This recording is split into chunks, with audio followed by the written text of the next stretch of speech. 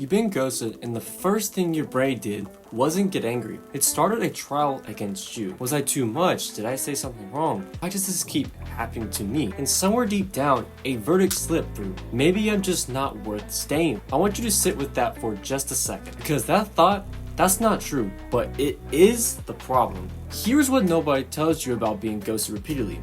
It's not a strategy problem. You don't need better openers, better texts, better timing. You have a self-worth problem. Think of it like a thermostat. Your internal self-worth thermostat is set to a temperature. In your relationships, the way people treat you, the people you attract, they all adjust to match it. If that thermostat is set to I need to earn love, you'll keep attracting people who make you prove it. If it's set to I'll expect to be left, your nervous system will actually seek out people who leave. Not because you're broken, because that's what feels familiar.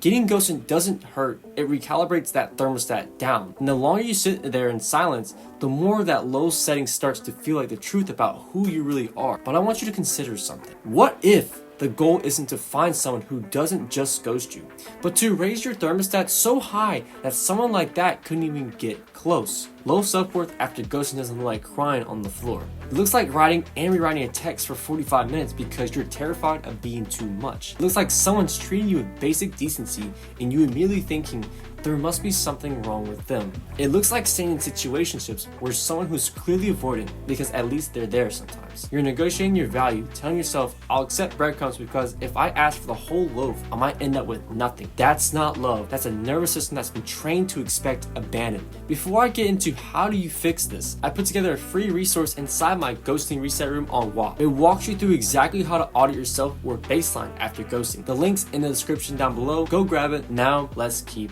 going. High self-worth doesn't chase. It doesn't double text someone who went cold and then craft a casual follow-up to seem chill. It doesn't rehearse conversations in the shower trying to figure out how to not come across as needy. High self-worth stands in its center and says, this is what I bring. If you can't meet me here, I genuinely wish you well, but I'm not moving. And here's the part that actually matters. When you start negotiating your value, people feel it. And the ones who have ghosted you before, they start showing up differently. Or they self-select out early, which is honestly the best thing that can happen to you. So, how do you raise the thermostat? There's 3 things. The first one, audit the case you're building against yourself. Every time you get ghosted, what verdict do you return? Start redirecting from I'm not enough to they weren't even equipped to handle me. Not as a code, as a neurological redirect. 2, build self-worth in the micro choices. It's the moment you don't send the third text. The moment you decline a situationship without writing 5 paragraphs to justify it. The moment you choose you over the crumbs. 3, stop chasing closure from someone who's already gave you their answer. Silence is the answer, and the sooner you stop waiting for a different one, the sooner you rebuild on solid ground.